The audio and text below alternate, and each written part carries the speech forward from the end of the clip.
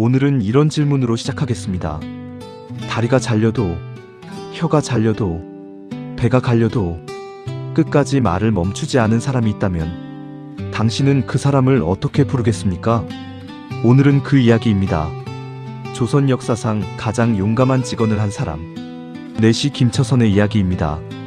1421년 충청도 전이현, 지금의 세종특별자치시 전이면에서 한 아이가 태어났습니다. 이름은 김처선. 어린 나이에 내시가 되어 궁궐에 들어갔습니다. 내시란 무엇입니까? 왕에 가장 가까운 곳에서 왕을 섬기는 사람입니다. 밥상을 올리고 의복을 챙기고 왕이 잠드는 순간까지 곁을 지키는 사람입니다. 그런데 내시는 왕보다 낮은 사람이 아닙니다. 어떤 의미에서는 왕을 가장 잘 아는 사람이기도 합니다.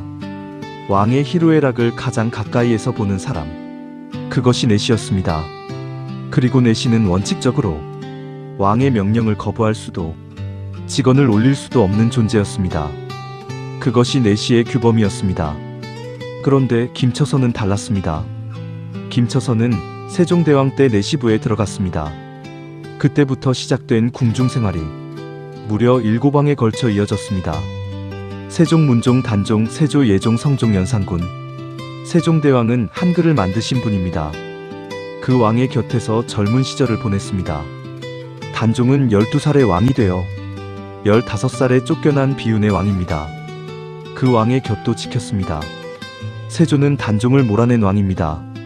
그 세조도 모셨습니다. 이 어지러운 시대를 관통하면서 김처선은 살아남았습니다. 단종 때는 이유를 알 수 없는 이유로 영해로 유배를 당했습니다. 금성대군의 단종복 위운동 사건에 연루되어 관직을 빼앗기고 고향으로 쫓겨나기도 했습니다. 그래도 살아남았습니다. 그래도 다시 돌아왔습니다. 세조 때 원종공신 3등에 책봉됩니다. 성종 때는 자헌대부라는 정의품의 높은 품계에 올랐습니다. 내시로서는 최고의 자리였습니다. 성종은 그를 아꼈습니다. 왕명을 전달하는 승전색을 맡고 의술도 알아 대비해 신병 치료에도 이바지했습니다. 그야말로 왕의 남자였습니다. 그리고 연산군이 즉위했습니다. 연산군은 어린 시절 김처선의 등에 업혀 자랐습니다. 그 아이가 왕이 된 것입니다. 연산군의 폭정이 시작됐습니다. 궁궐 안에서 날마다 연회가 열렸습니다. 갑자사화로 수많은 충신들이 죽어나갔습니다. 전국에서 기생을 불러 모았습니다. 백성들의 집을 빼앗아 사냥터를 만들었습니다. 이미 갑자사화로 충신이라는 충신은 모두 죽거나 숨어버렸습니다. 아무도 말하지 못했습니다. 왕 앞에서 입을 열면 죽는다는 것을 모두가 알고 있었습니다. 바로 그 상황이었습니다. 내시 김처선은 그 모습을 지켜보았습니다. 이미 80이 넘은 노인이었습니다. 살 날이 얼마 남지 않은 노인이었습니다. 1505년 4월 1일 그날 아침 김처선은 결심을 했습니다. 그리고 집안 사람들을 불러 모았습니다. 그리고 말했습니다. 오늘은 내가 반드시 맞아 죽을 것이다. 집안 사람들이 말렸을 것입니다. 제발 가지 마십시오. 이제 나이도 많으신데 왜 그러십니까? 그런데 김처선은 궁궐로 향했습니다. 생각해 보십시오. 죽을 것을 알면서 들어갔습니다. 그날 연산군은 궁궐 안에서 자신이 직접 만든 처용이라는 연희를 벌이고 있었습니다. 신하들은 모두 고개를 숙이고 아무 말도 못했습니다. 그때 김처선이 앞으로 나섰습니다. 80이 넘은 노인이 내시의 몸으로 왕 앞에 서서 말했습니다. 이 늙은 신이 내 임금을 섬겼고 경서와 사설을 대강통하지만 고금의 상감과 같은 짓을 하는 이는 없었습니다. 어찌 나라의 채통을 생각하지 않으시나이까? 내 임금이라고 했습니다. 왕에게 내라고 했습니다. 조선시대의 신하가 왕에게 내라고 하는 것은 죽음을 각오한 것이었습니다. 연산군이 활을 집어들었습니다. 그리고 김처선의 옆구리를 향해 쏘았습니다. 화살이 박혔습니다. 그런데 김처선이 쓰러지지 않았습니다. 오히려 이렇게 말했습니다. 조정의 신하들도 죽이기를 게을리하지 않으시는데 이런 늙은 놈이야 감히 목숨을 아끼겠습니까? 다만 주상께서 군왕의 자리에 오래 계시지 못할 것이 한스러울 뿐입니다. 연산군이 또 화살을 쏘았습니다. 김처선이 땅에 쓰러졌습니다. 연산군이 앞으로 나아가 김처선의 다리를 잘랐습니다. 그리고 명했습니다. 일어나 걸으라.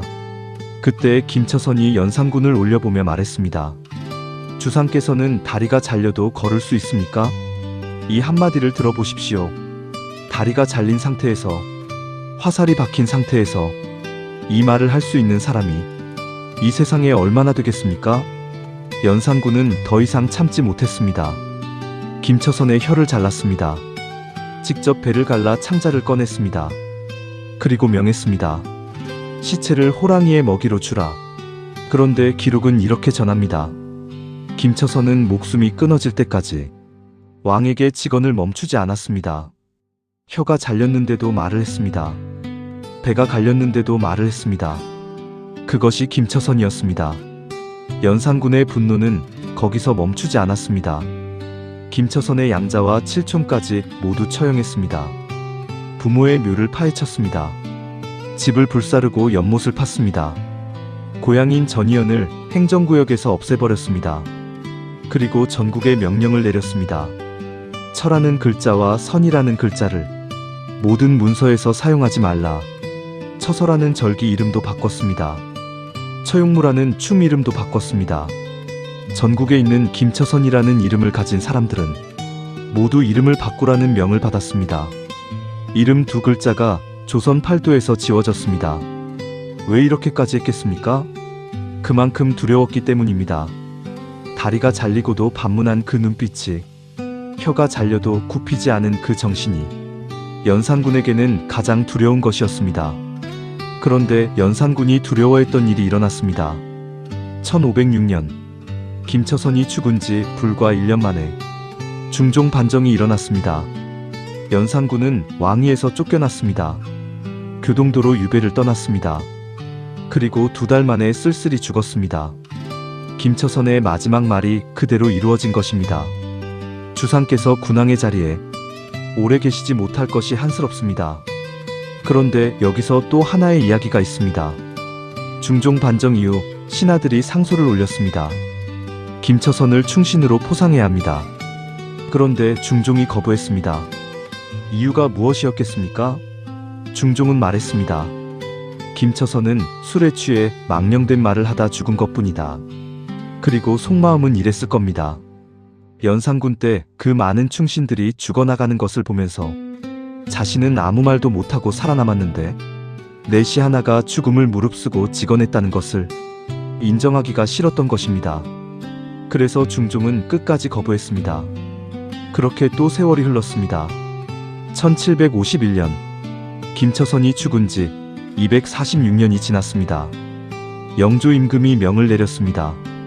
김처선의 고향 전의에 정문을 세우라. 충신으로 인정한 것입니다.